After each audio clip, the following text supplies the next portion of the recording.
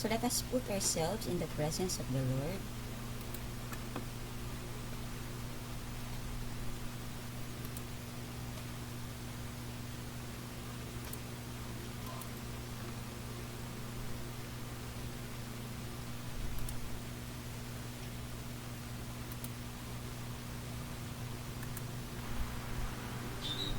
Dear Lord, we thank you for the gift of life today. You allow us to have another day to praise you and see your glory. Thank you for the love and protection, especially this time of pandemic. Bless us, Father, with your wisdom as we begin our class. Help us to focus our hearts and minds on what we are about to learn. Inspire us by your Holy Spirit as we think and listen. Guide us by your eternal light as we discover more about the world around us. Lord, we thank you and let your will be done in our lives. We ask all this in the mighty name of Jesus. Amen. So good day everyone. Welcome to the week 4 of our subject. So on the other subject, actually it's the last week for the second quarter. But since that there is a memo that our subject, okay, mathematics will be extended until February. Expect that there will be a asynchronous. We're going to have an asynchronous classes beginning the second week of February. That is a week after next. So meron kayong 1 week vacation. And because of that, I will not ask you to submit your notebook this Thursday muna, okay?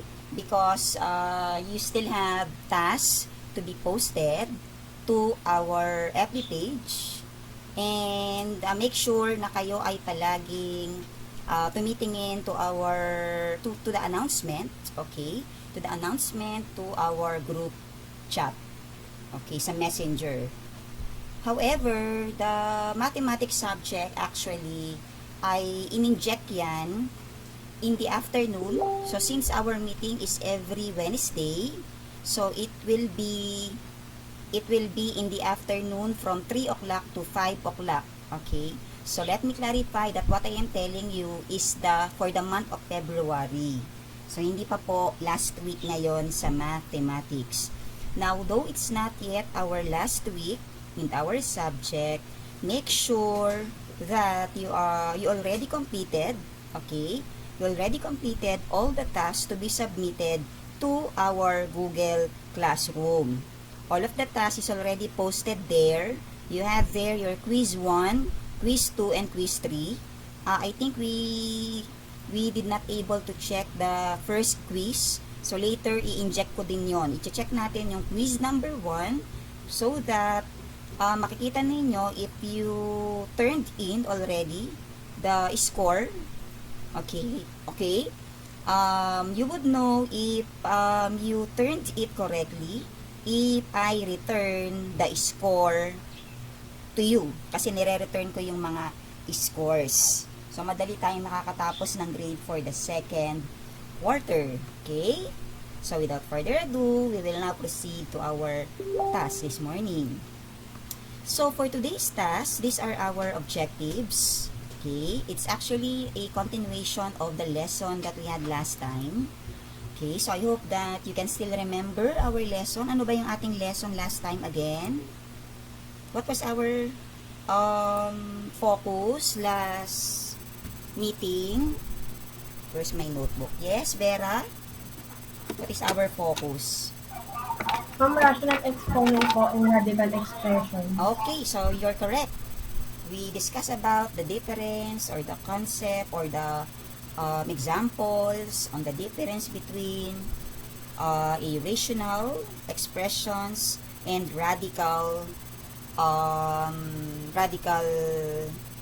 expressions, or the under that are the laws of radicals, which will be also used on today's lessons. I hope that natutunan ninyo on what to do, on how to use the laws, okay? The laws on radicals, simplifying radicals, kasi kailangan natin yan on today's lesson. Okay? So, for our objectives,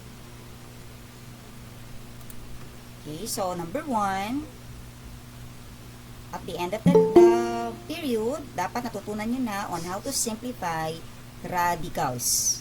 So, last time, ang pinag-aralan lang natin is how to change exponential to radicals and radicals to exponential.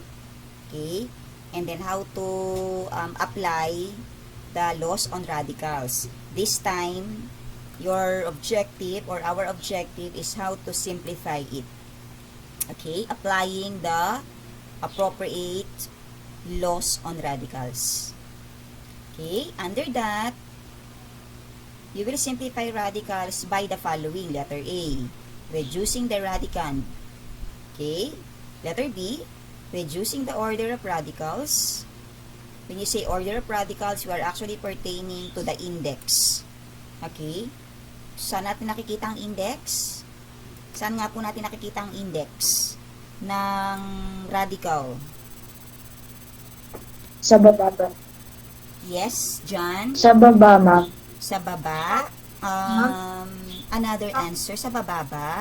Index. Saan natin nakikita yon? Radical sign. Sa radical sign. It's a small number. Okay? It's a small number written at the upper left part of the radical sign. So, ayun yung order of the radical. Okay? So, aside from that, letter C, under simplifying radicals, we're going to rationalize denominators. So, rationalizing denominators. Okay? And then lastly, for number 2, aside from finding or simplifying the radicals, we're going to find the conjugate of the radical expression. So, hinati ito into 2 parts. And to start, let us have the first part muna on how to simplify radical expressions. Okay? So, there is actually a characteristic of a radical that are in simplest form already. Okay? So, a radical is in its simplest form if, number 1, a radicand does not contain a perfect square. A radicand does not contain a perfect square or a cube or any nth power. So, halimbawa, you have, kasi there are cases that the given cannot be simplified already simply because it has or it is already written into its simplest form. So, halimbawa, the given is square root of 5. Okay? So, if you have this, actually, this one is already in simplest form simply because there is no perfect square of number 5. Pag sinabi natin perfect square, walang number na kapag minultiply sa sarili, ang sagot ay 5. Okay? Aside from that, wala ding factors ang 5 na may perfect square. Okay? Ano-ano ba yung mga possible factors of 5? What are the possible factors of 5? Ano lamang ang mga possible factors?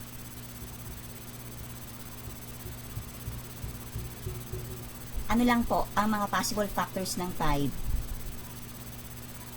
Ma'am, 1 multiplied by 5. That's correct. Vera. O kaya, Ederlyn? 1 times 5. O kaya, bilig rin natin yon 5 times 1. At wala nang iba pa. Okay? So, pwede rin 10 multiplied by a fraction. Kaya lang, it's not applicable here. Okay? So, since that there is no chances of getting a perfect square, though you get the factors, so there's no need for you to simplify that. It's already in its simplest form. That is the explanation to number 1. Okay? Number 2.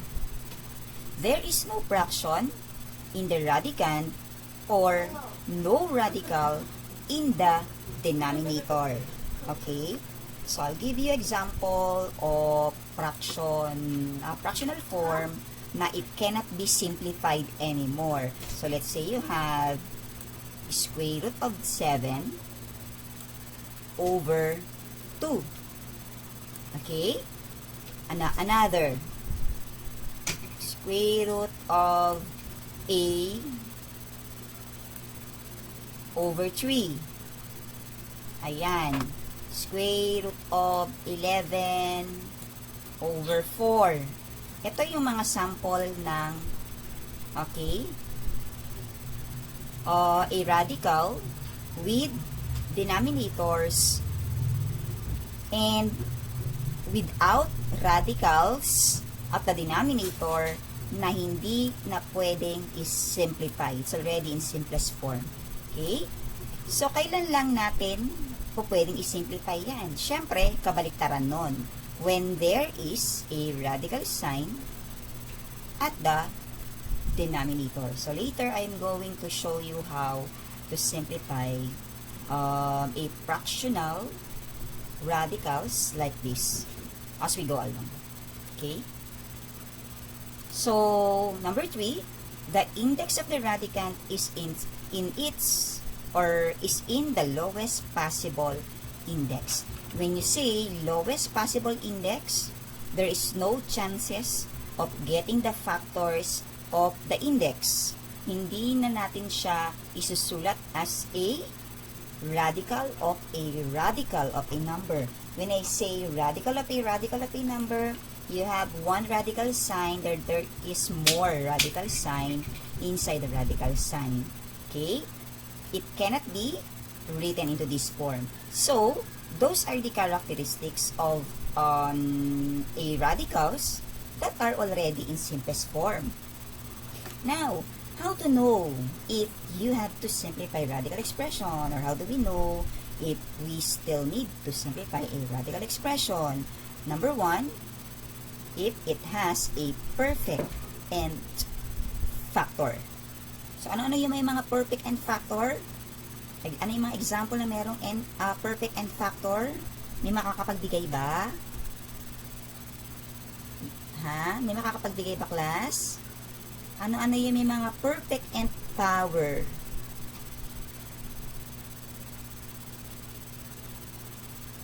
When you say perfect nth power, it has a perfect square, a perfect cube, a perfect fourth, fifth, sixth, and so on and so forth. Okay?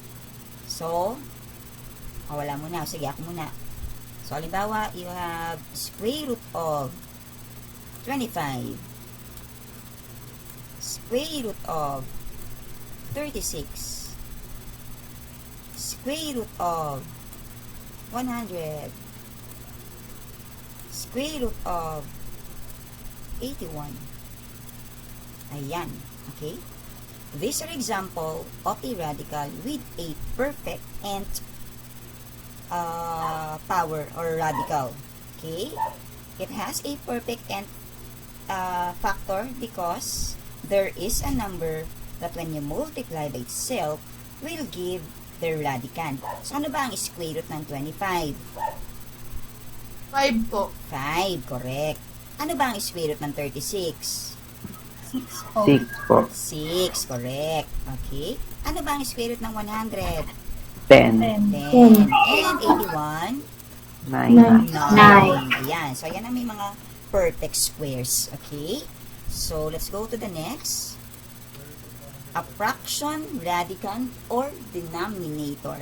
A fraction, radicand, or denominator. Okay? So, ayan yung kabaliktaran ng kanina.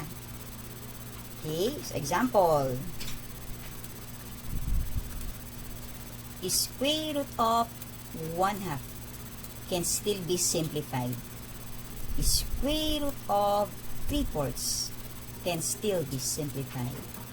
Square root of 1/3, kahit may variable yan, square root of A over B are examples of radicand, okay, fractional radicand, o kaya there is a denominator na radical which can be simplified. Okay, so later I'm going to show you how to simplify that. And then another is a reducible index. When you say reducible index, ito yung pwede nating i-factor. Example, 6 root of 8. Okay, 5th root of 10. Okay, 7th root of 100. Ayan, okay. These are example of radical which can be reduce its index. Ano yung index natin dito? Ano yung mga indices? 6, 5, 7. That's correct. So you have 6, 5, 7. Okay? So yung mga nagre-recite natin ha, si Vera, I wasn't able to get it before we continue. Yung mga nag-recite natin, si Vera, sino-sino pa ngayon? Si Ederlyn, yung mga narinig ko ang boses. Sino pa yung nag-recite kanina na lalaki?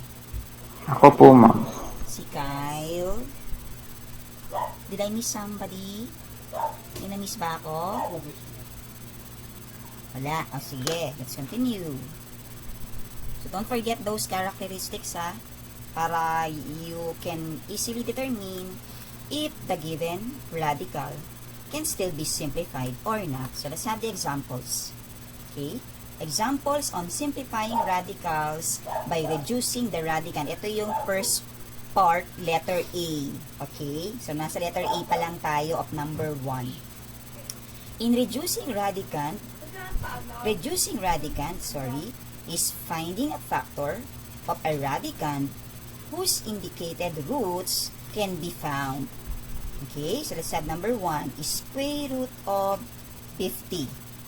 Okay, so how do we simplify this? Tanong muna, can you give me a perfect square of 50? Do we have a perfect square for 50? Wala po. Wala. So paano nasabi na wala, Rosemary?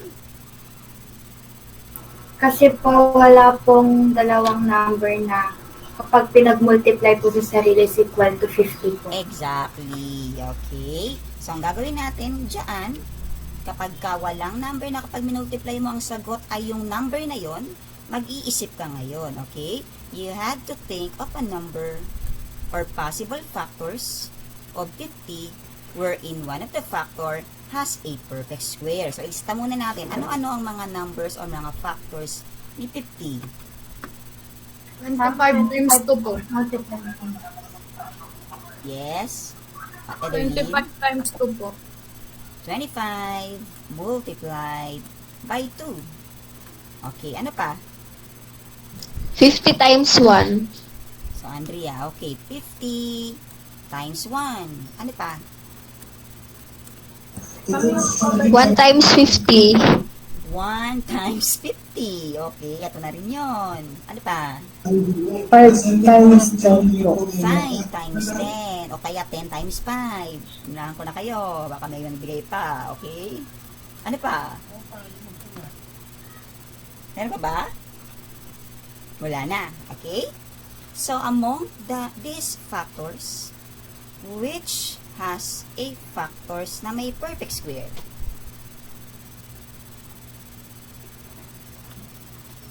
Ma'am, yung 25 multiply by 2 po. Exactly, Vera. Ito. Ang meron ditong may perfect square ay yung 25 times 2. Kasi si 25 ay may factors na parehas na number, which is 5 multiplied by 5. So, because of that, yun ang pipiliin ninyo. Okay? 25 multiplied by 2. Okay? There are two ways to write your solution. One way is by writing all of the factors inside one radical, or you may write it this way. They are just the same. Square root of 25 multiplied 2 square root of 2. Okay? Some write their answer in this form so that when you get the square root of 25, it would give 5. Then, since that is square root of 2 is already in its simplest form, you may simply write it beside 5. Ganyan. Yan ang purpose ng pinaghihiwalay. Pero, if you want to write it this way, walang problema dyan. Ang gagawin nyo lang ay isulat ang sagot sa labas ng radical sign before the number. Okay? So, it will be the square root of 25 is 5. And then, write the remaining value of 2 inside the radical sign. So, they are just the same. Okay? Pwedeng ganito. Pwedeng ganyan. Okay? So, this will be your final answer. So, may tanong ba on the first example?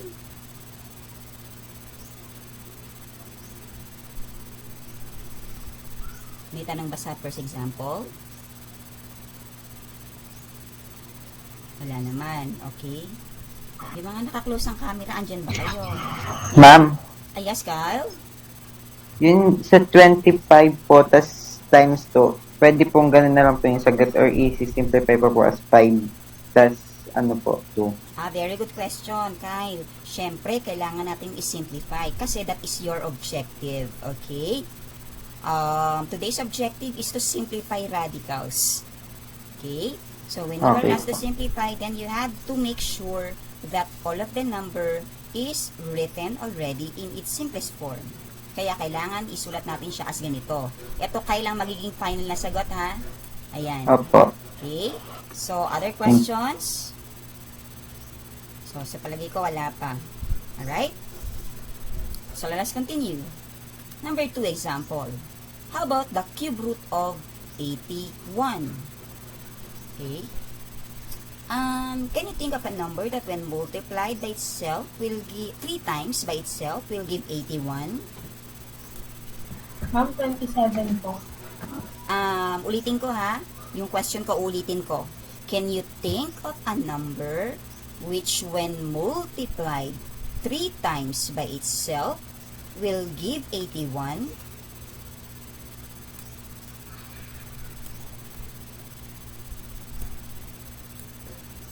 Wala po. Wala. Okay?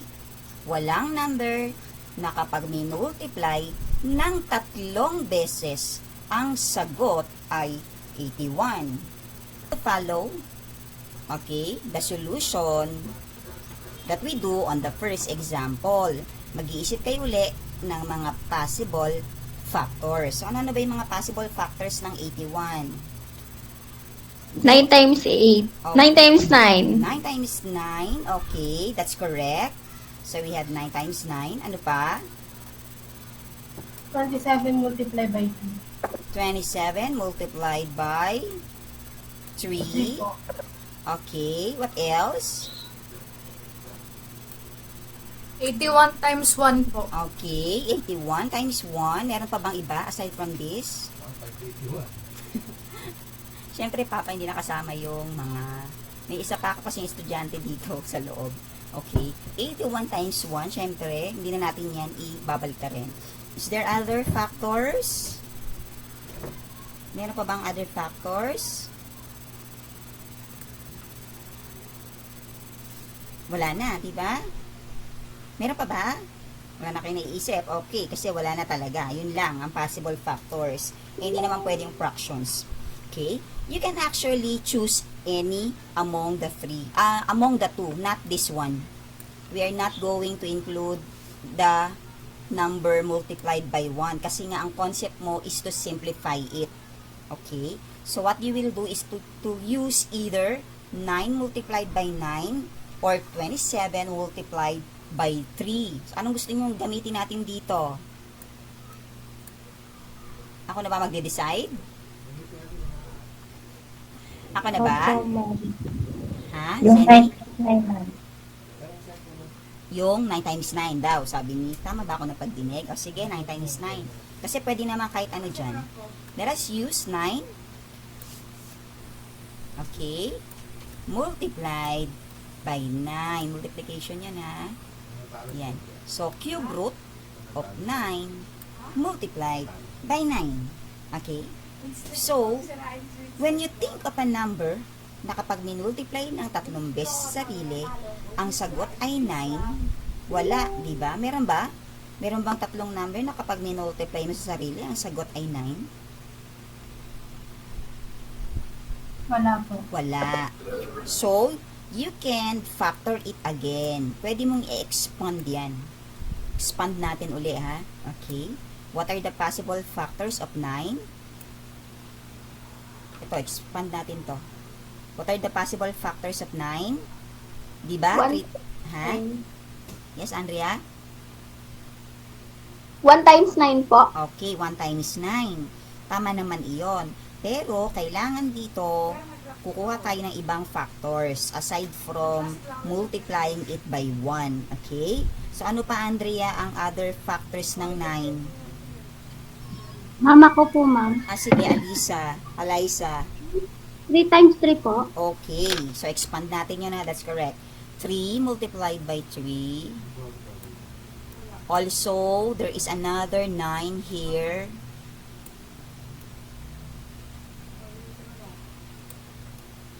Okay. There is another 9 here. So, expand nyo uli yun. So, another 3 multiplied by 3. Ayan. So, nakakakita na ba kayo ng 3 number na kapag minultiply sa sarili? I'm sorry. Nakakakita na ba kayo ng 3 repeated numbers? Yes po. Yes, obviously, meron, di ba? So, when you have already a repeated numbers, the same with the index, kapag nakakita na kayo ng inulit na numero, na katulad ng bilang ng index, yung small number dito, ika-cancel nyo yon, okay, at ilalabas nyo ito sa radical sign. Okay, so you have 3, then there is a remaining 1, 3 inside the radical sign, but do not forget to include the index. So this will be your final answer. 3 cube root of 3 is the answer. Do you understand? 3 cube root of 3 is the simplest form of this. Okay? I'm going to show you if you choose this. If you're going to choose 27 and 3, it would be, pwede rin naman yan. Okay? So, but for me, it is easier than the other one. Though, both are possible. Okay? So, if you're going to choose 27 and 3,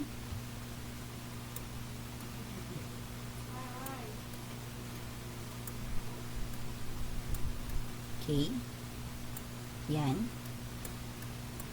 Among the 27 and the 3, which has a cube root? Yung 27 po. Very good. Okay. Vera. So, yung 27 ang may perfect cube root. Kasi yung 27, ang cube root niyan ay 3. Because 3 multiplied by 3 is 9. 9 multiplied by 3 is 27. So, pwede nyo nang kunin ang cube root ng 27, which is 3. Then, since that 3 is already in simplest form, you leave that inside the radical sign. So, you will still get the same answers. Okay, the same answer. Do you understand? Pwede nyong gamitin kahit na ano dyan sa dalawa. Ma'am, so kapag kahit ano yung piliin mo, same answer pa rin yung kakalabasan. Yes. Dapat same answer ang kalalabasan. Okay? Kapag hindi same answer ang kalalabasan, it's either the solution that you made is incorrect. Baka meron ka na mali dun sa iyong solution. Okay? Questions? Wala pa. Sige, let's continue. Let's have number 3 examples. Example pala, sorry. Number 3 example. The fifth root of 32, x to the 7th, y to the 5th, z. Okay? So, this time, there are variables involved. Ito, mas applicable dito yung pinaghihiwalay yung radical sign para hindi kayo nalilito. Pero, pwede rin namang hindi paghiwalayin. So, I'm going to show you 2 possible solutions. Okay? So, number 3, the given is fifth root of 32. Ay, sorry. Ulit. Fifth root, taas mo ng konti of 32. Then, what are the variables? X to the 7th, y to the 5th, z. X to the 7th,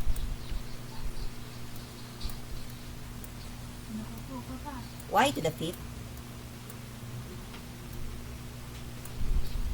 z. Okay? So, like what I've said a while ago, there are 2 ways to do this. One way is by separating the factors by the radical sign, and then another way is by expanding naman. So, dun muna tayo sa 32. Okay? Is there a number that when you multiply by itself 5 times will give 32?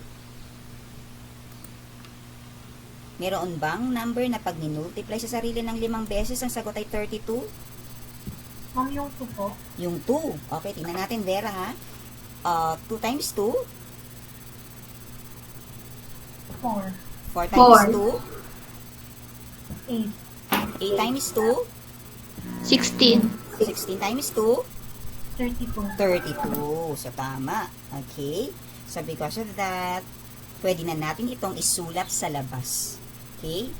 You may now write the answer of 32 outside the radical sign. Ayan. Okay? So, natira na lang si x raised to 7, y raised to 5, z.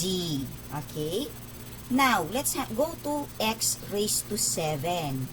What can you say between the index of 5 and the exponent of 7?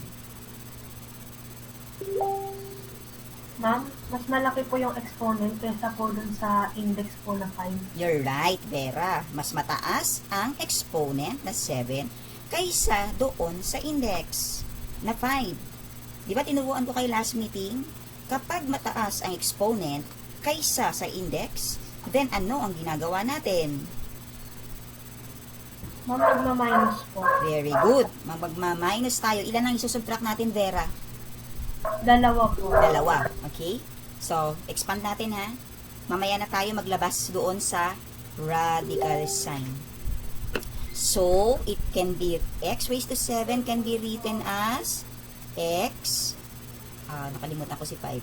Okay, huwag nyo kakalimutan yung index. X raised to 5, ayan, x raised to 2, ayan, may multiplication syempre sa gitna, yan, we expand x raised to 5 and x raised to 2, because applying the law of exponents, when you have the same basis, you simply add the exponent. So, 5 plus 2 is still 7. Okay? Here, let's go to the next variable. Sa y raised to 5 tayo. Ano ang napansin ninyo sa exponent at saka sa index? Ma'am, magkaparehas po yung exponent tsaka yung index. You're correct, Rosemary. Okay?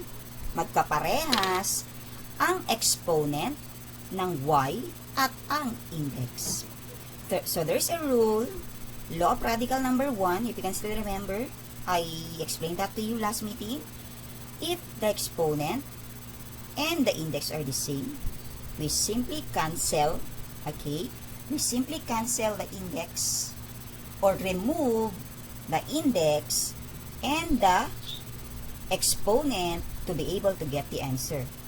So, kapag pareha sila, cancel na yan, the 5, anong natira dito? Ay, nakuha ba yung sinabi ko? Ulit. Y na lang po. Y na lang. Okay? Naintindihan ba ng iba? Sige. Di ba dito? Opo. Yung Y. Sino yun? Masyadong late. Magna 9 o'clock na. Okay. Ayan. Kapag parehas na ng index at ng exponent, kinakancel natin at ang minatira tayo na Y. So, yung natira, ilalabas nyo yan dito. Itatabi natin siya kay 2. Sandali lang ha. Papasukin natin ito. Di manalo. Joseph, ano nangyari sa'yo? Joseph? Why are you late? Ma'am, ngayon lang po ako nakapagpa-load. Umulan po kasi. Okay. Sige. Thank you po. May recorded video tayo. Panoorin nyo ha. Sige. Okay. So, continue tayo. Nilabas na natin si Y. Ayun na, tinabi na kay 2. Let's go to letter Z. Okay, what is the exponent of Z? 1. 1. So, what can you say between the exponent and the index?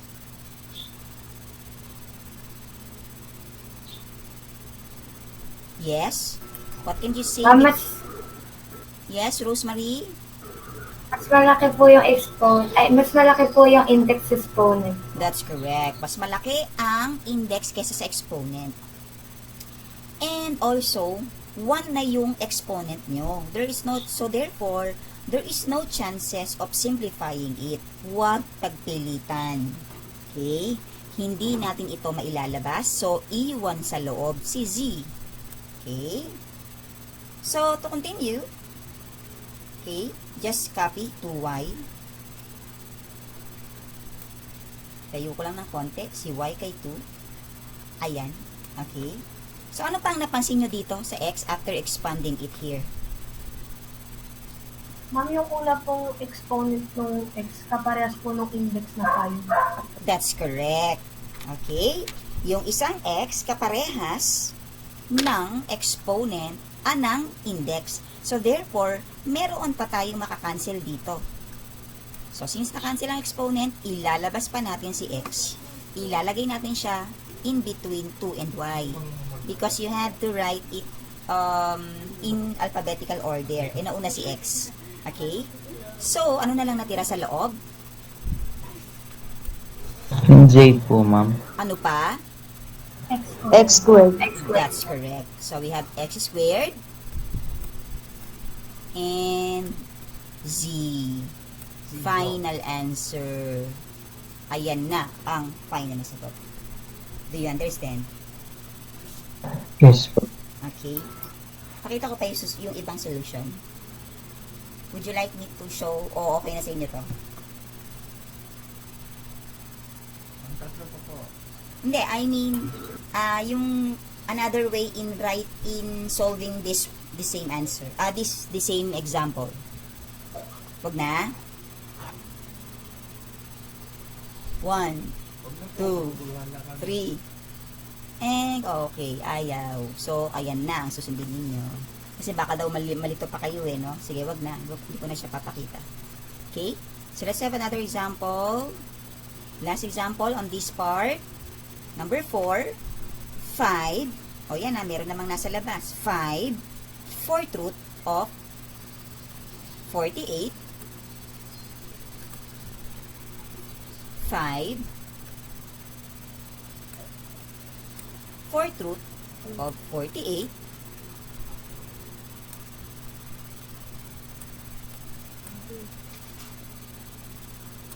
A to the 4th, B to the 10th,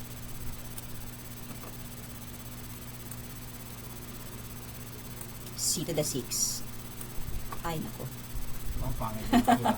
Sorry Ang hirap kasi magsulat Okay. Ano yung Ang tingin mo? actually when you are using the mouse, kaya sumasakit yung aking daliri. May kwento pa ako sa inyo. Ang hirap gamitin nung mouse. Tapos susulat mo dito sa board. May explanation pa ako sa inyo. Commercial yan. B raised to 10. So, gamitin mo yung keyboard. C raised to 6. Ayan, okay? So, same procedure in number 3. Let's have the number muna. Okay? 48, which is 48. Do we have a number which when multiplied by itself, 4 times will give 48? Meron ba o wala?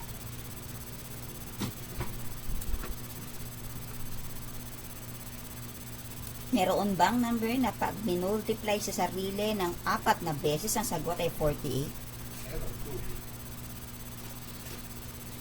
No. Meron ba? Wala ba? Wala. Okay? So, dahil sa wala, kukuha tayo ng possible factors. Okay? So, what are the possible factors of 48? 8 times 6. 8 times 6. Sige gamitin na natin yan, Andrea. Huwag na tayo mag-isip ng iba pang number since pwede naman gamitin kahit na ano. Okay? So, lagay nyo na agad pag nakaisip kayo ng dalawang number. So, we have 8 times 6.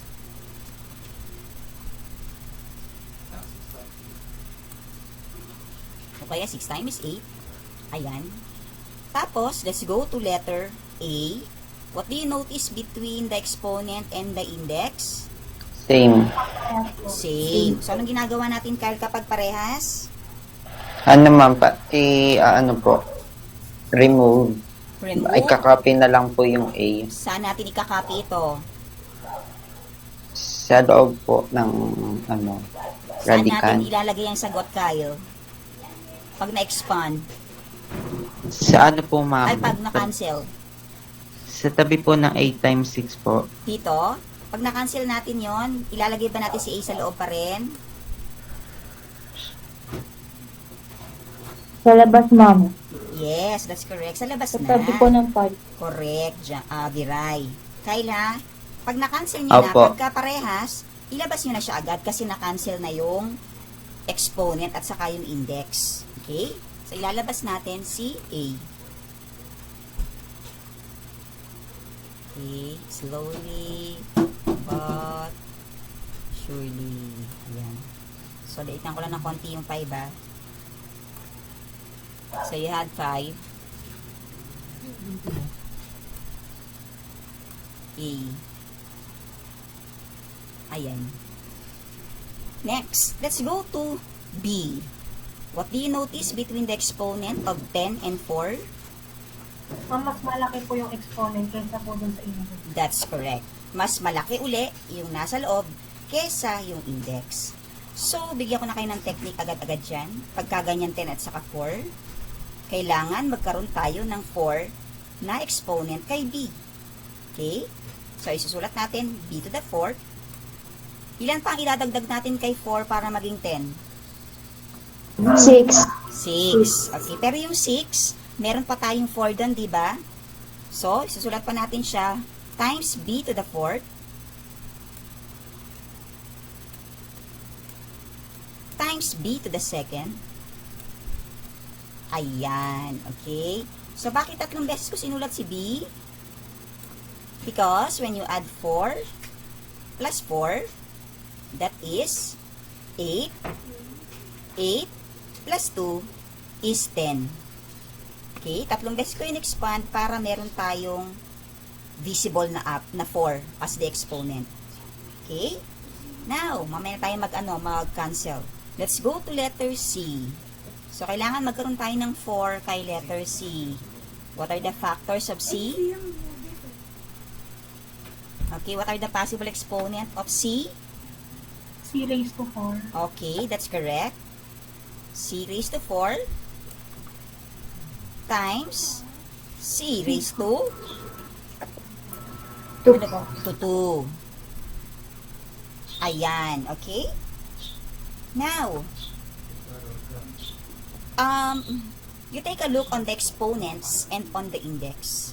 Kapag nakakita ka na ng parehas na exponent at ng index, pwede na itong i-cancel. Okay? So here, how many B raised to 4 do we have? Dalawa po. Dalawa. Okay, di ba? Dalawa. Yes, that's correct. Dalawa. So, since dalawa, then therefore, dalawang D ang ating ilalabas doon. O, mamaya na tayo mag-simplify ha. Dalawang D. Ayan. Ay, sorry. Wag muna dyan. Mali. Doon pala sa susunod na solution. Para hindi kayo nalilito. Wag dito. Okay? So, ilalabas natin ang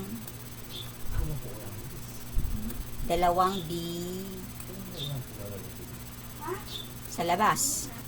Ito. Ayan. Okay? Next. Here. Ilang C to the fourth meron tayo? Isa lang po. Isa lang. So, isang silang ang ilalabas natin dito. Okay? So, hayaan nyo muna yung mga natirang letters. Let's go back to 8 times 6. Okay? Can we still factor the 8? Pwede pa bang i-factor ang 8? Class, pwede pa bang i-factor ang 8? Pwede pa. Okay, so i-factor natin. What are the possible factors of 8? We're going to factor it into its lowest possible factors. Ano yung pinaka-lowest possible factor ng 8? Factors ng 8. 4 times 2. Sige pa, babaan mo pa. Lowest pa, Andrea. 1 times 8, ma'am. 1 times 8, tumaas yung 8. Kailangan yung mga factors niya, prime factors. Prime factors dapat. 2 times 4. Yung 4, i-expand mo pa, Andrea.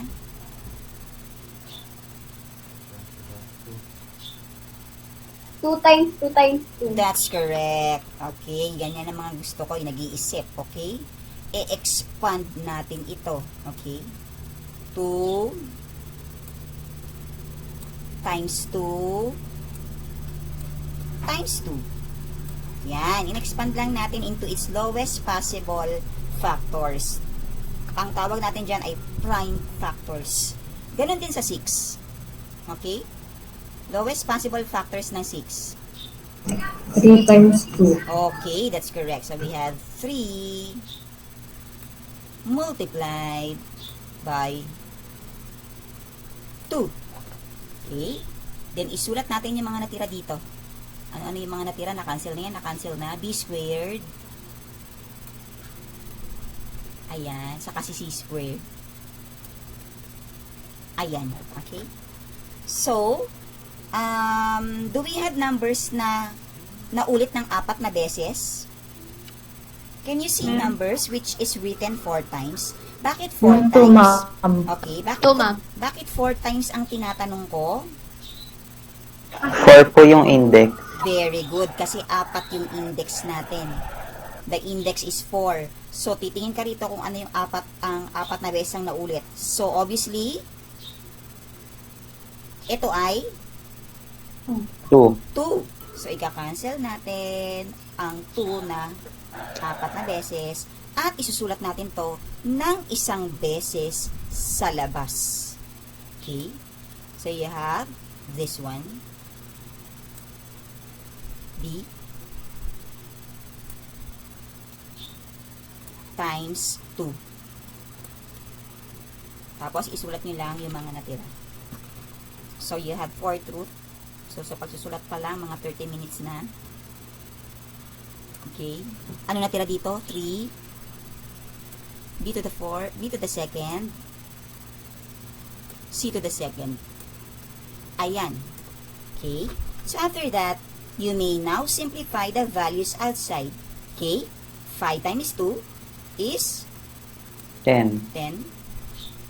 Copy A. B times B is? What is B times B? B squared. That's correct. B So squared. you have B squared. B squared. Copy C.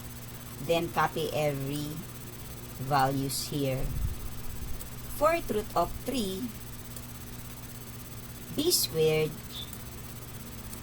C squared. Final answer. Ayan na ang tamang sagot. Do you understand? Yes po. Question Yes. on letter A. May tanong ba? Ma'am, Yes, Jasmine? Wala po, ma'am. Si Ederlyn ba yun? Ederlyn? ma'am, kasolve po. Square root of 2 raised to the power of 4. Square root of 2? Opo. Clear ko na ba to? I-clear ko na? Okay na to? Ito po, okay. Square root of? Oo, ito po. Ha? Wait lang. Square root of 2 po raised to the power of 4.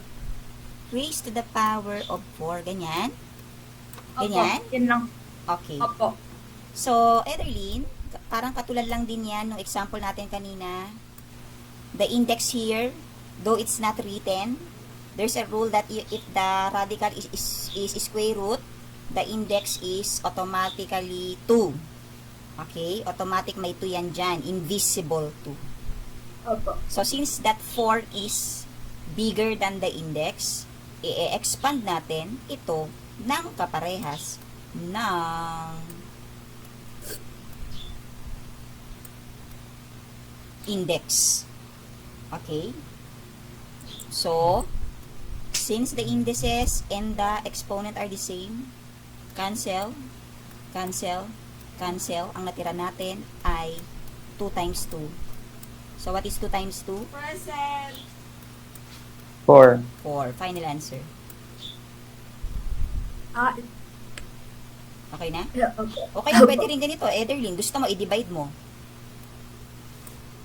Pwede rin 4 divided by 2 is 2. 2 squared is 4. Kasi magiging 2 squared yan eh. 2 squared is, ay, wala na yung radical sign, sorry. Okay. Pagka ganun technique, 2 squared is 4. Ayan na. Noted po. Opo. Okay. So, let's proceed to the next. Okay na? Opo, Letter okay D. na po. So, punta na tayo sa letter D. Examples in simplifying radicals by reducing the order of radicals. Actually, parang ganito rin yung kanina, yung example dun sa first part. Expand lang natin. Mas madali ito kaysa dun sa example kanina. So, let's have the 8th root of a to the 12. Sige nga, kaya nyo na bang i-simplify yan? 8th root of a to the 12. Who wants to try? Sige, recitation tayo. Wants to recite. You give me your solution. Anyone?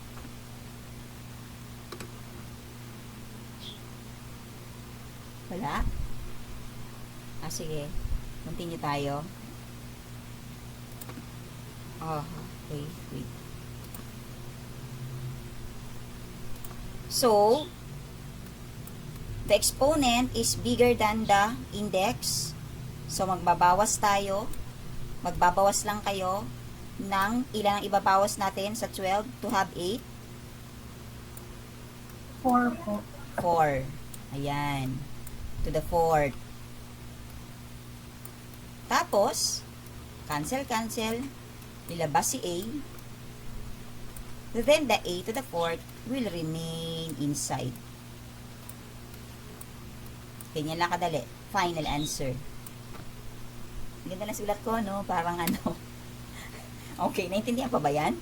A, 8 to the A, wait, paano to basahin? A, 8 root of A to the second power. Okay? That's the first. Ma'am, Yes? saan po napunta yung 12? Saan napunta ang 12? O sige, very good question. Uulitin ko. Kailangan magkaroon tayo ng parehas na index at ng exponent. Dahil dito, magbabawas tayo kay 12 ng 8. So, 12 minus 8 is 4. When you add 8 and 4, it will give 12. In-expand lang natin para may makancel tayo. Kailangan kasi may parehas na matitira. Do you understand? Opo. Ako. Okay. Yes, other questions? Ma'am, hindi na po ba siya ila-lowest term? Ito. Tingnan natin ha. Opo, ma'am. Wait lang. Ito. So, yung pinakasagot natin, baka hindi naintindihan yung sulat ko. Ito ay 8 ito ha. Ayan. Vera, meron pa bang lowest term? May naiisip ka pa bang lowest term neto? Ma'am, meron po kasi ma'am sa module po. Ano? Ginawa, Anong nasa module?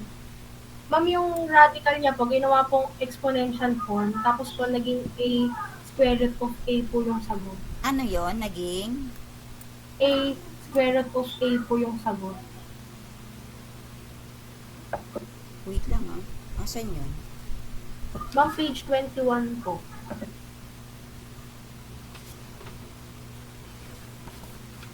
A to the 12.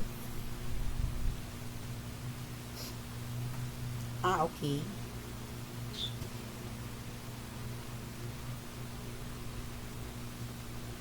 Okay. So, hindi pa to nasa lowest possible order. Okay. Malalaman kapag ka hindi pa nasa lowest possible order when the index is factorable pa. Okay? Very good, Vera. Buti nakita mo yon. So, the next thing to do is to change, okay, 8 root of a squared to exponential form. So, that will be a raised to 2 over 8. Okay? And then, copy A. So, since that 2 over 8 is reducible, pwede pa yang i-simplify. Both 2 and 8 are divisible by 2. So, 2 divided by 2 is 1. 4 divided by 2 is 4. Ayan. So, nasa lowest possible order na siya. Then, after that, saka nyo ililipat ito sa radical form. Kaya, naging A 4th root of A. Final answer. Ayan. Okay? So, other questions? Other questions? Wala. Okay. So, let's have the next example, the 4th root of 25. Okay? So, there are two ways to do this. One way is by changing, okay, changing this one into exponential form, or by getting the possible factors of 25. Okay? So, it is better to change it to exponential form for the reason na walang number na kapag minultiply mo sa sarili ng 4 na beses ay 25. Walang number na pagka minultiply sa sarili ng 4 na beses ay 25. So, what are we going to do there is to change it to exponential form. So, what is the 4th root of 25 in exponential form?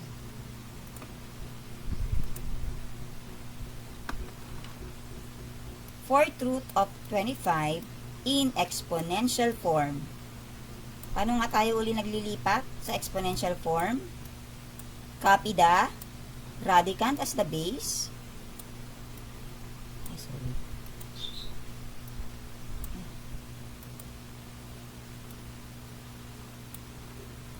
So, that is, yan,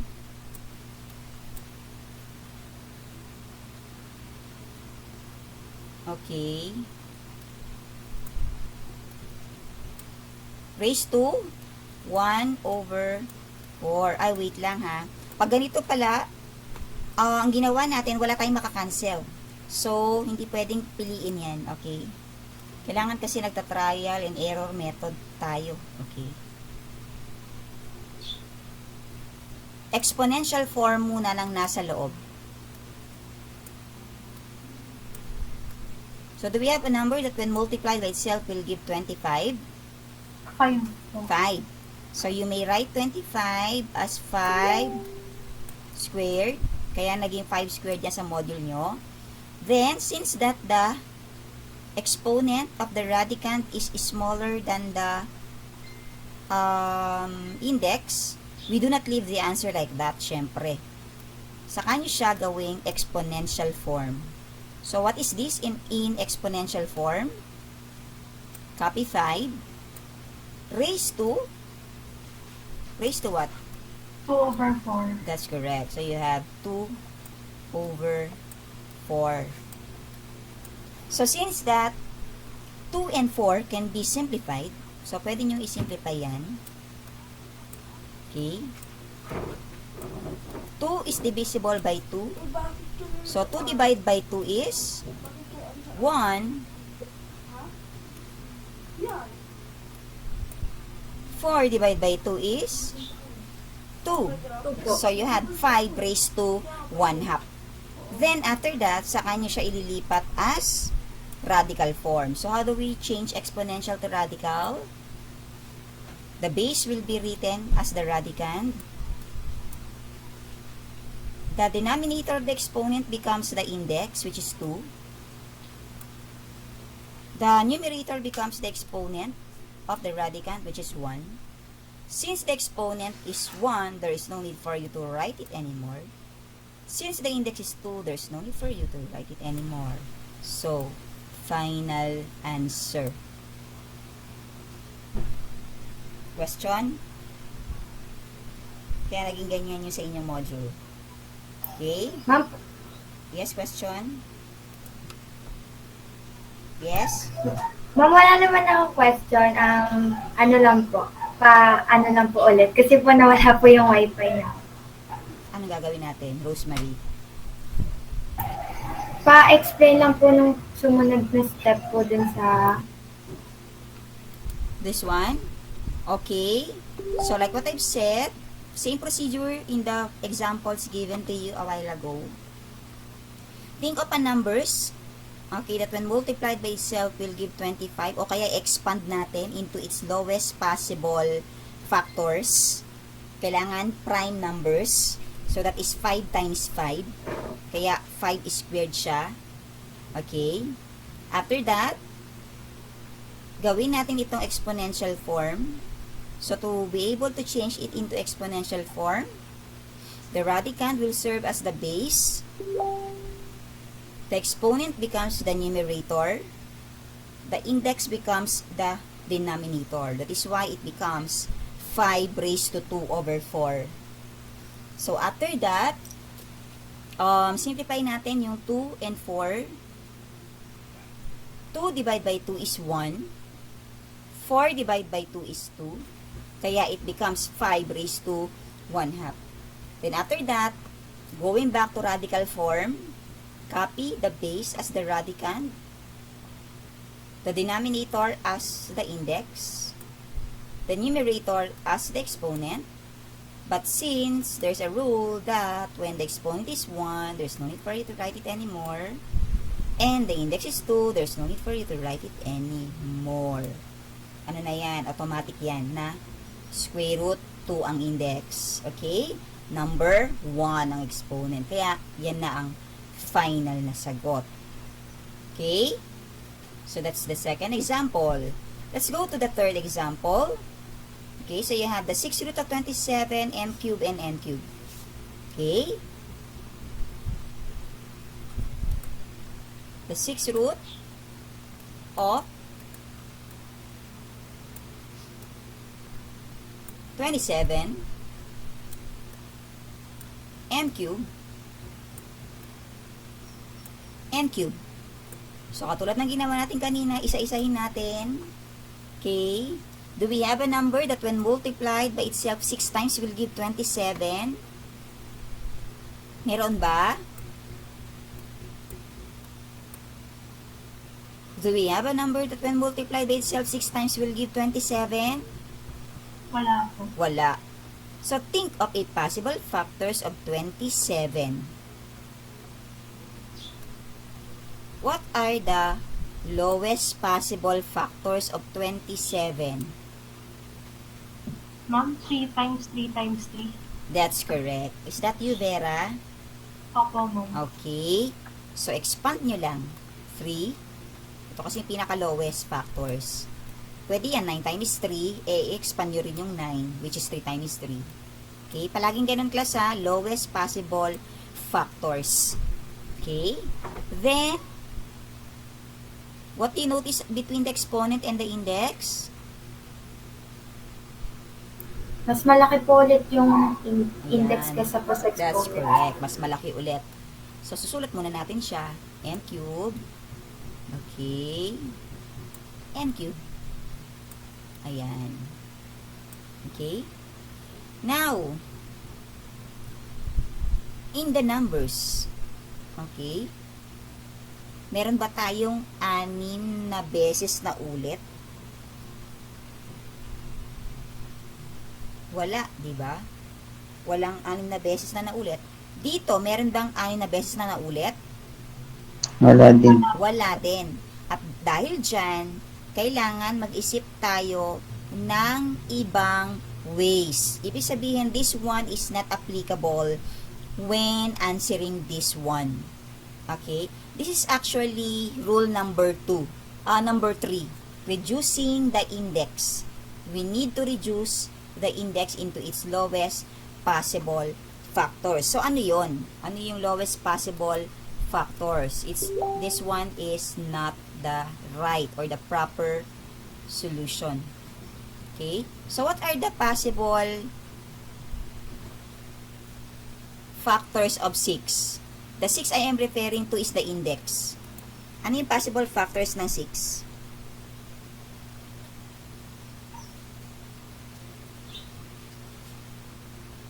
Dalawang number na kapag minultiply mo ang sagot ay 6. 2 times 3. 2 times 3 po. 3, okay? So, pwede bang ganon? Hindi rin pwede. Okay? So, anong gagawin natin dito? Hindi rin po pwede. So, pag hindi po pwede, balik tayo. Ang gulo ba? Ulit ha, balik tayo dun sa pag-expand. So, 6 root 3 times 3, hindi rin kasi po pwede yon. So, pinapakita ko lang sa inyo yung mga possible solutions. M cube. May common exponent dito actually. Okay? So, we can write it this way. So, since that na-expand ang 27 into 3 times by multiplying 3 by itself 3 times, we can write 3. This one, the expanded form can be written as 3 M N ito ha.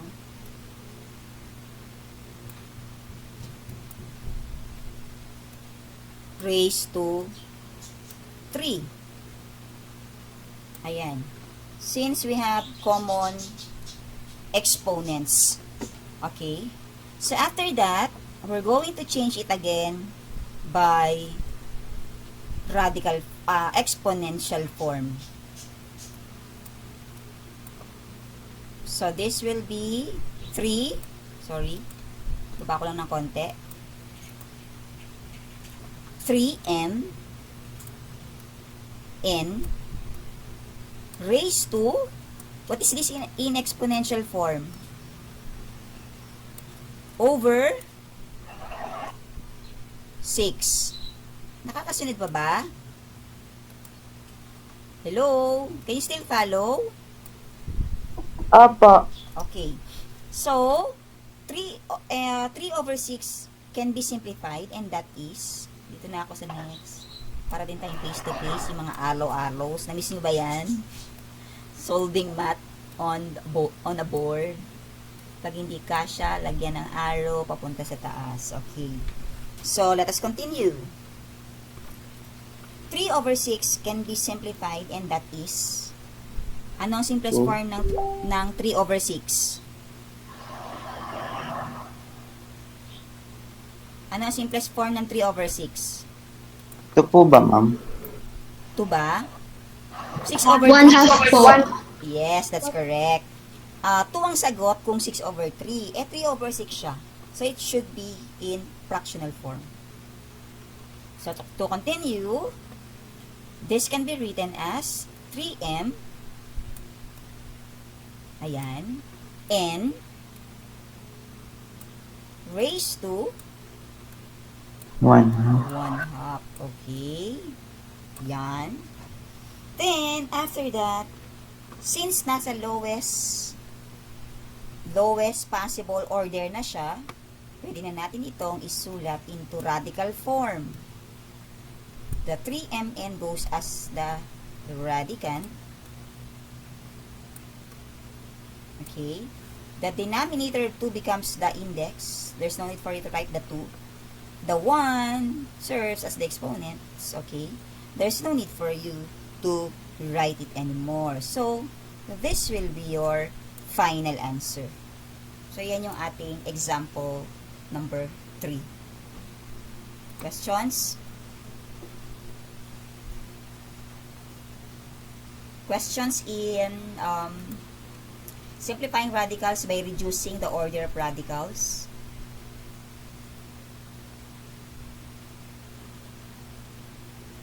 Wala?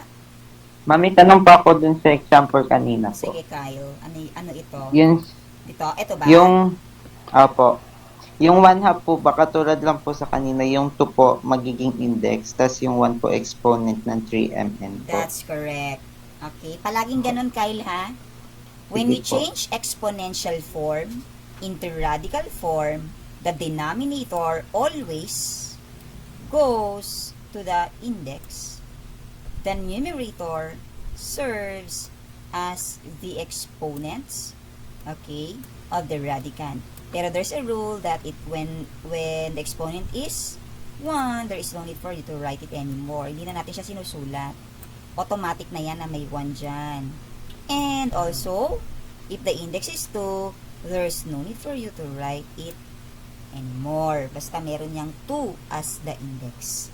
So, nasagot ko ba yung tanong mo, Kyle? Apo. Okay. Thank you po. So, other questions? May questions pa ba?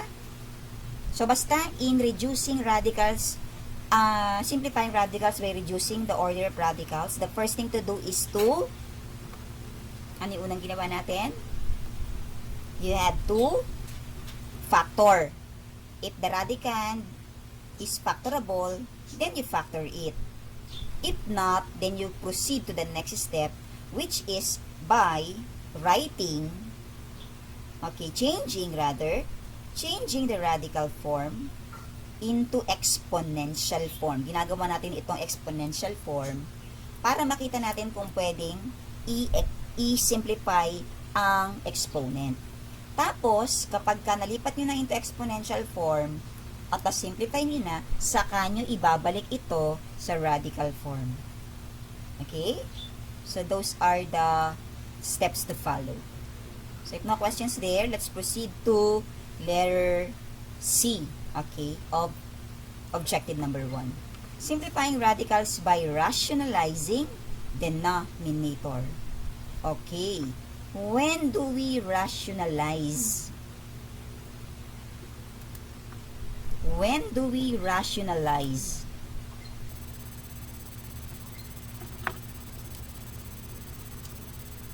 Yes? Kailan tayo nag-rationalize? What do you think?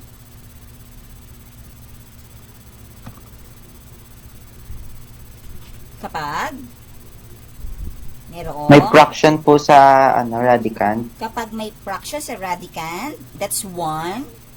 Ano pa aside from that?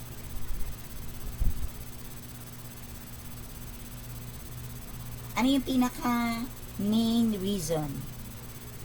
What is the main reason? To be able to rationalize a given radical expression when there is No index, ma'am. no index. Another answer. Pag di pa po nasisimplify, Kapag hindi pa nasisimplify. Ano pa? Ano yung pinaka-main reason? 1, 2. Kapag po yung denominator, may radical number pa po. Pag yung denominator may radical number, malapit na Vera.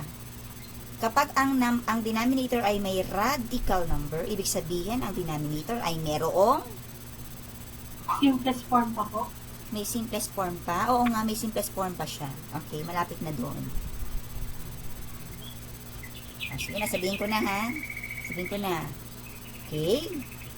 So, we would know if we need to rationalize, okay, the given radical expression when there is a radical sign, okay, a radical sign at the denominator. Okay? Kapag may radical sign sa denominator. So, let's have the example. Number 1. Madali lang ito gawin. Okay? Square root of 3 halves.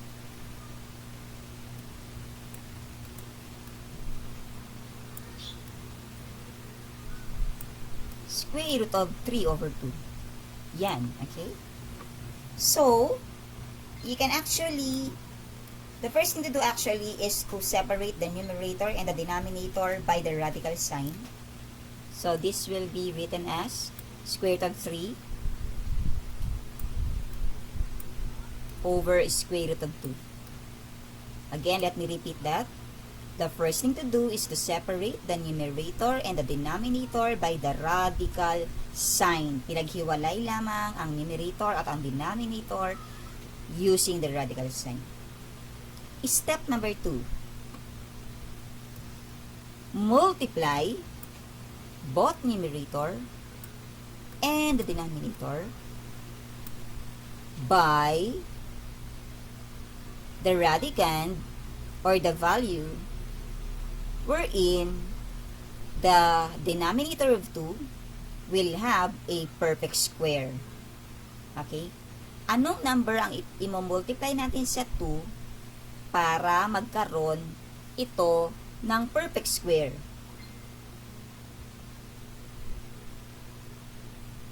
Madami, actually. Madami tayong pwedeng i-multiply sa 2 na magiging perfect square ito. Okay? Pwede yung 2.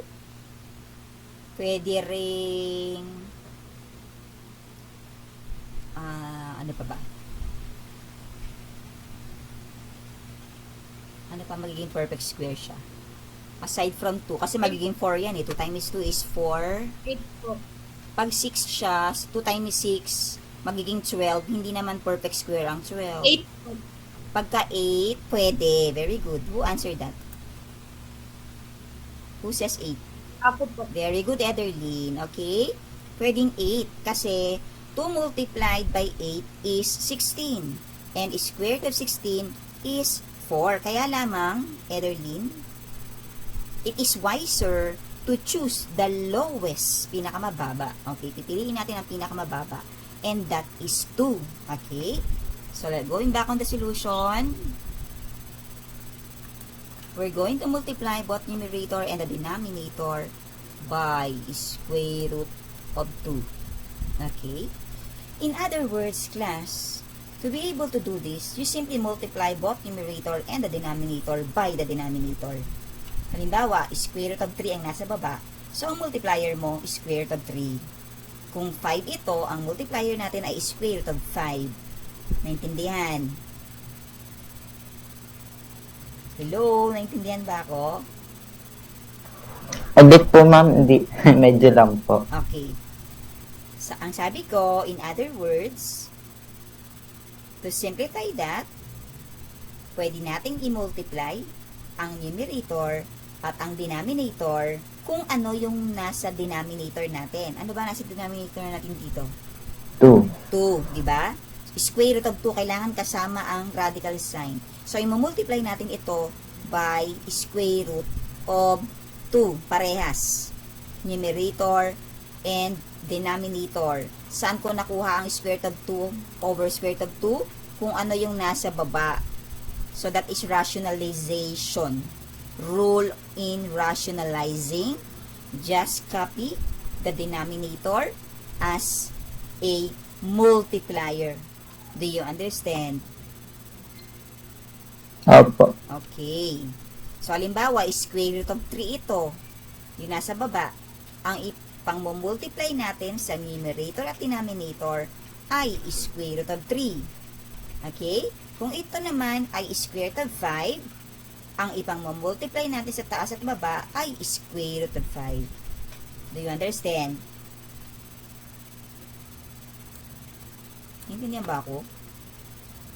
Opo. Okay. So, after that, after thinking of a number or a multiplier, you may now multiply numerator to numerator, denominator to denominator. So, what is square root of 3 times square root of 2?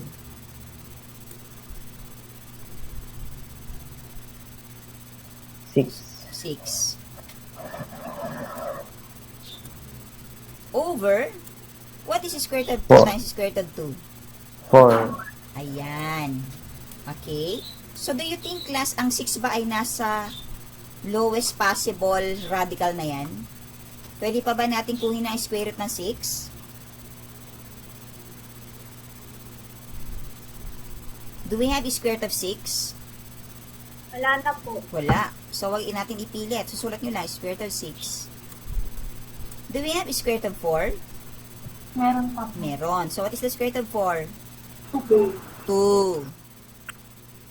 Final answer. Okay?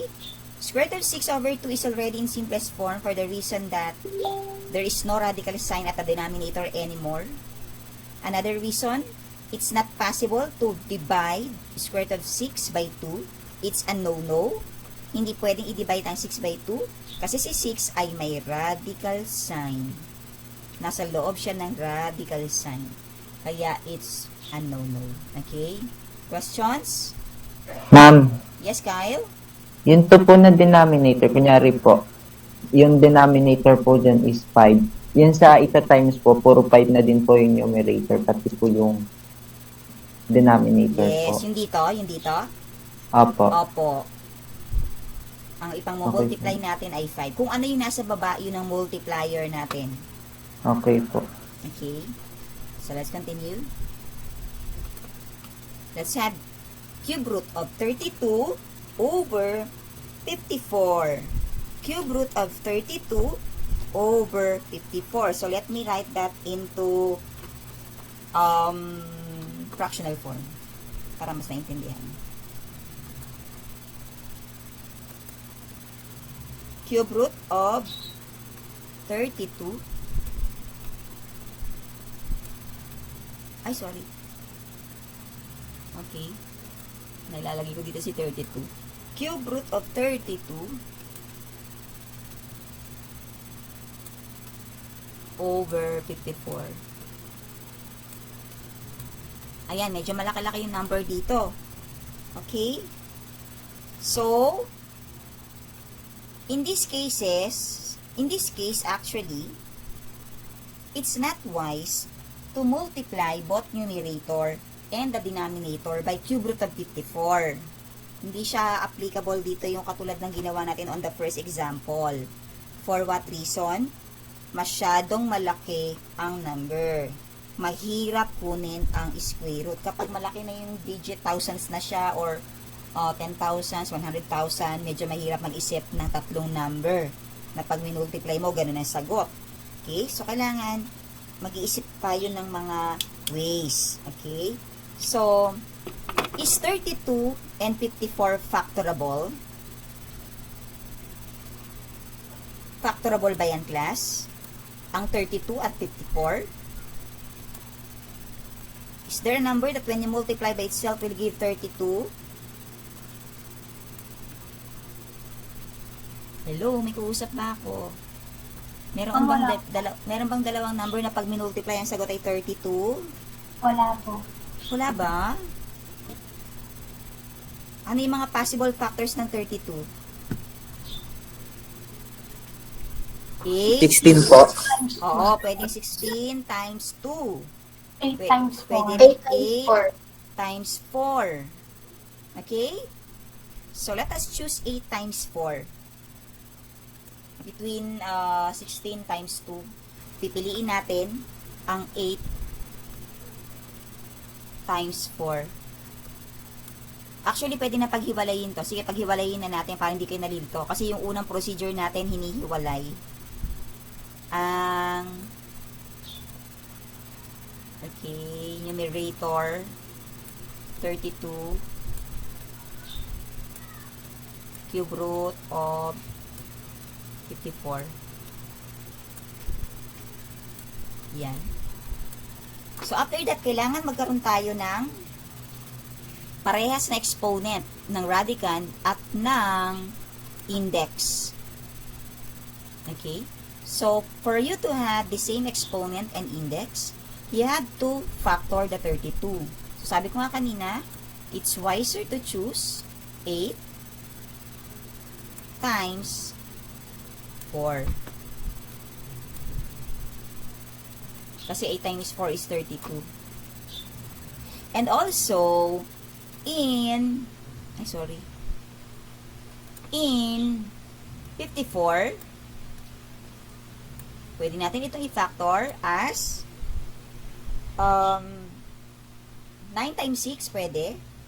Pwede rin 27 times 2, pero it is again wiser to choose 27 times 2. Okay, so bakit ko pinili ang 8 times 4? Kasi class, lipat ko lang dito. So, doon na tayo ha.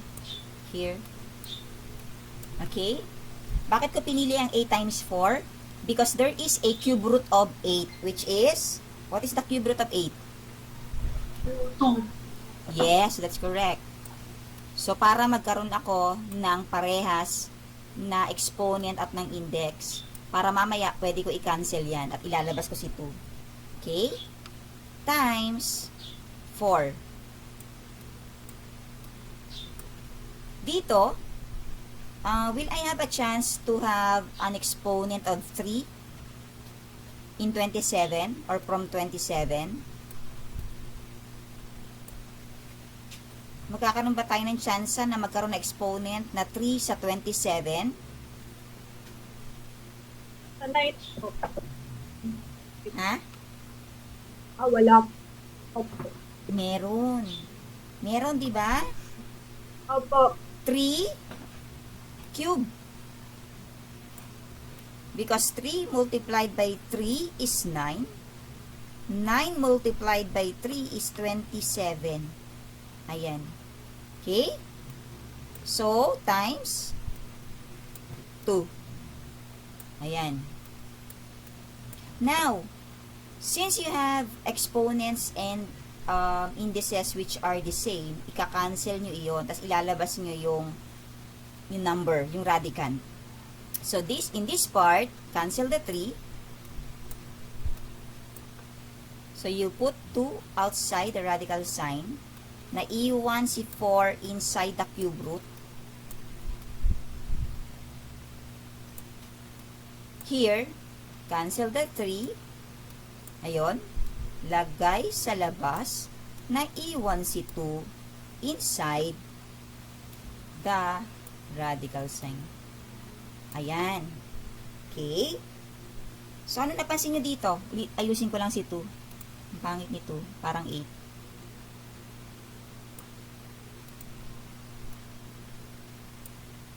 Ayan. Ano napansin nyo sa denominator?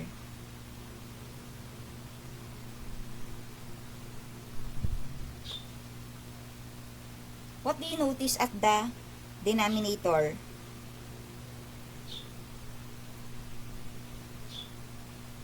class? Ma'am, parehas po yung yung nasa labas po na page tsaka po yung index. Oho, parehas. Alin? Ito? Ito ba sinasabi mo? Yung denominator po. Ito? Pwede ba natin i-cancel yan? Hindi pwede, di ba? So, what do you notice here? Pwede siyang i-rationalize. Di ba? Pwede natin i-rationalize kasi nga, there is a denominator with a radical sign. So, because of that, the next part is to multiply both numerator and denominator by cube root ba? Cube root of 2.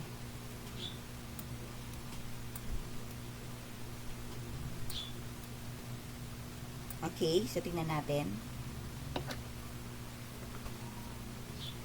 So, this will be, multiply lang natin. Dito na ako uli, yung kasunod. This one is 2. Kinuha ko lang yung denominator, this one. Hindi isasama si 3. Okay? After that, numerator to numerator, denominator to denominator. So, just copy 2 over 3. 4 multiplied by 2 is 4 multiplied by 2 is 8.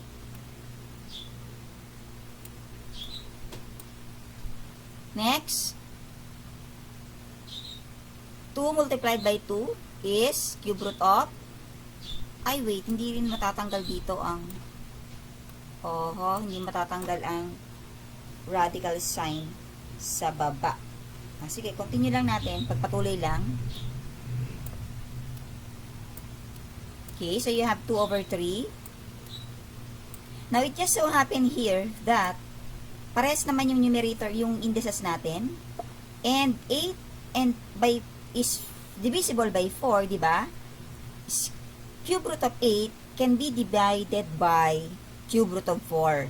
So, what is cube root of 8 divided by 4? Cube root of 4. So, lalagay nyo lang, besides 2/3 is cube root of 2. Final answer. Hindi na tayo magra-rationalize sa pangalawa. Final na sagot na ito. Ma'am, Wait lang ha. bawal po ba yung radical sa denominator? Wait lang, wait. Ano po? Question? Bawal po yung radical sa denominator? Bawal. Dapat pag nagsisimplify ka, dapat nawawala yung radical sign sa denominator. Okay? So, other questions? Okay na? So, let's go to the next part. Tapos na tayo sa first objective. So, ito, madali lang ito. Ma'am, paano po? Sorry. Yes? Ma'am, paano po pag magkaiba po yung index? Magkaiba ang index ng numerator sa denominator? Opo. It will be another rule. It will be another rule. Hindi siya possible kasi sa rationalization. Okay? So, po pwede yun, siguro, pwedeng isimplify ang numerator by the numerator lang, denominator by the denominator.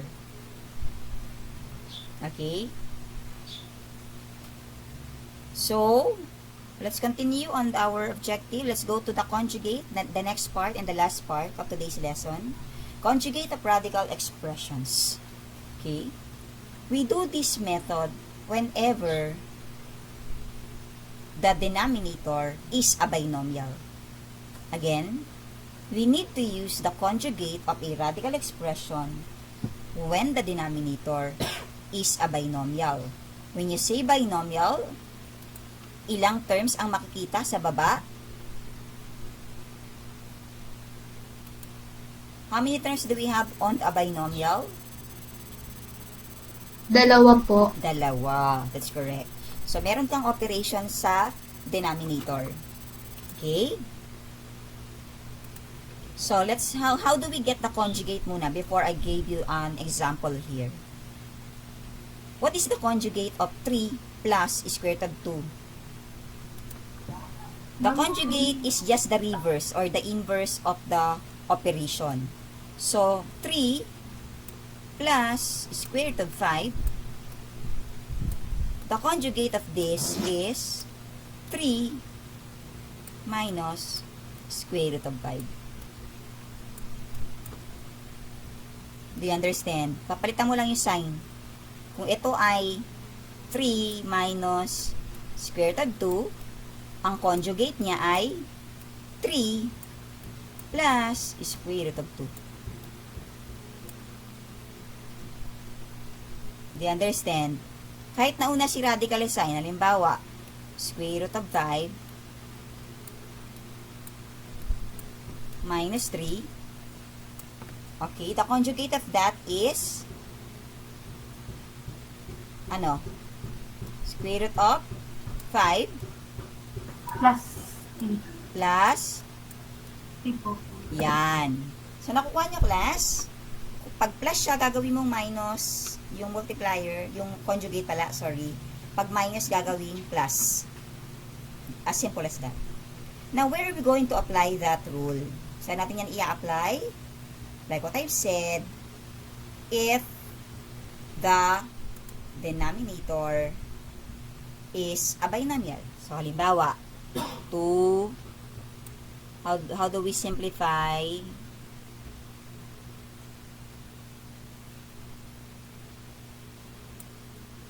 Okay.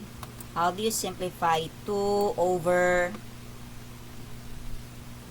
3 plus square root of 2? Ayan. Ayan. Okay. So, when the denominator is a binomial, we're going to multiply both numerator and denominator by the conjugate of the denominator. So, anong conjugate natin dito? What is the conjugate? 3 minus square root of 2. Nakukuha niyo ba, class? Saan ko nakuha ang 3 square root of 2?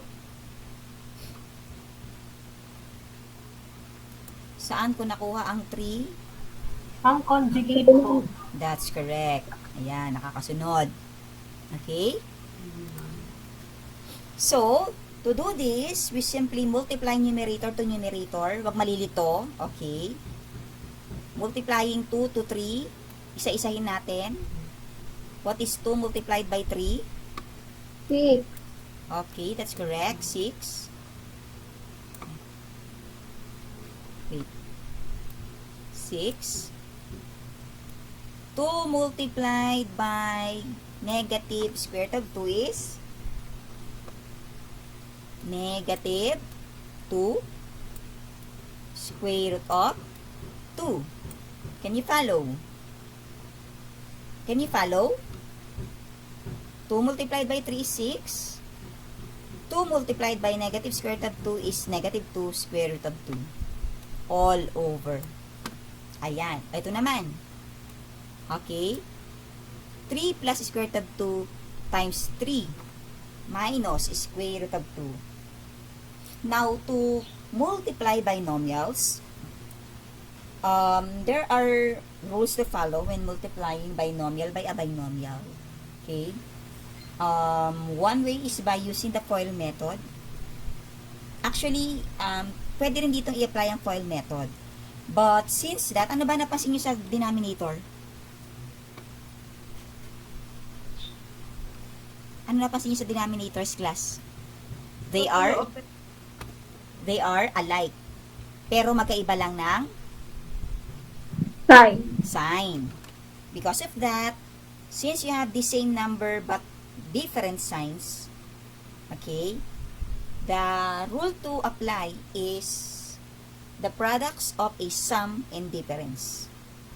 So, how do we How do we multiply, okay, binomial by a binomial? We simply multiply first to first, then last to last. So, 3 multiplied by 3 is 9. Square root of 2 times negative square root of 2 is negative square root of 4. Uulitin ko. To be able to multiply a binomial of the same values but different in sign, we simply follow the products of a sum and difference. When multiplying the product, or when multiplying binomials with a different sign, we simply multiply first by first term, second by the second term. So here, 3 times 3 is 9. Square root of 2 times negative square root of 2 is negative square root of 4. Tapos isi-simplify natin siya isa-isa. Okay? 6 and 2 cannot be subtracted. They cannot be subtracted because 6 does not contain square root of 2. Uulitin ko, hindi pwedeng ipag-minus ang 6 at 2 kasi ang 6 ay walang katabing square root ng 2. So, they are not alike. So, pag ganyan, kukopyahin lang natin. 6 minus 2 square root of 2. Okay? All over, copy 9. What is the square root of 4?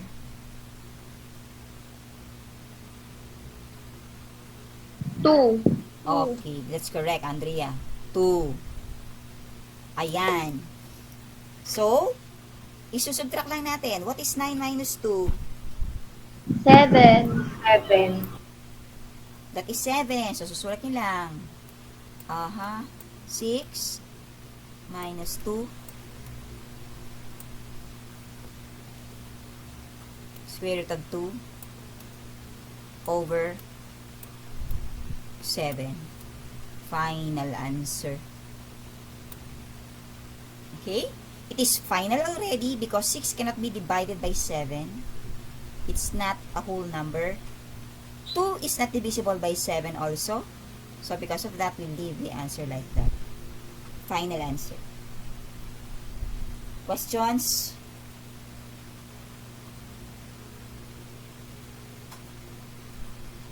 Tanong? Sagot? Wala. Suggestions? Violent reactions? Recommendation? Wala? Wala. Okay. Sige. Kung wala, ayan. So, let's proceed to the quiz. Okay. So, you have quiz number 4. Copy and answer on your math notebook within 25 minutes. So, checkan natin yan after 25 minutes. Tapos, iti-turn in ninyo, class. Ang iti-turn in ninyo ay yung may sagot na natin mamaya. Okay? Ang i-turn in ninyo, ang ipapasok ninyo sa Google Classroom ay yung meron ng score mamaya. So, checkan din natin yung quiz number 1 ha. Mamaya, para madali ko mailagay yung scores ninyo. So, it's 10:06 on my watch. We'll be back at 10:26. We'll be back at 10:26. So, time begins now.